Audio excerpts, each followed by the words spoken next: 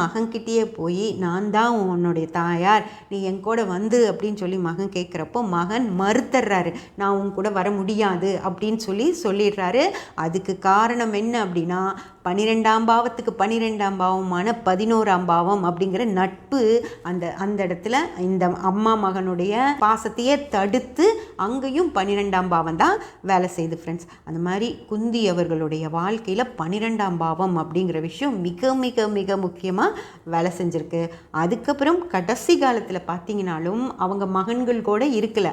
அவங்க அஸ்தினாபுரத்தை ஜெயிச்சு கௌரவர்களையெல்லாம் தோக்கடிச்சு அரண்மனையிலேயே போய் இவங்க எல்லாரும் இருந்தால் கூட திருதராஷ்டிரன் அவர்கள் கடைசி காலத்தில் நான் காட்டில் போய் வாழணும் அப்படின்னு ஆசைப்படுறாரு.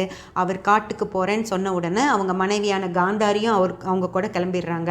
அதுக்கப்புறம் அவங்க மேலே மரியாதை வச்சிருக்கிற குந்தி அவர்களும் அவங்களோடைய கிளம்பி காட்டுக்கு போயிடுறாங்க ஃப்ரெண்ட்ஸ்.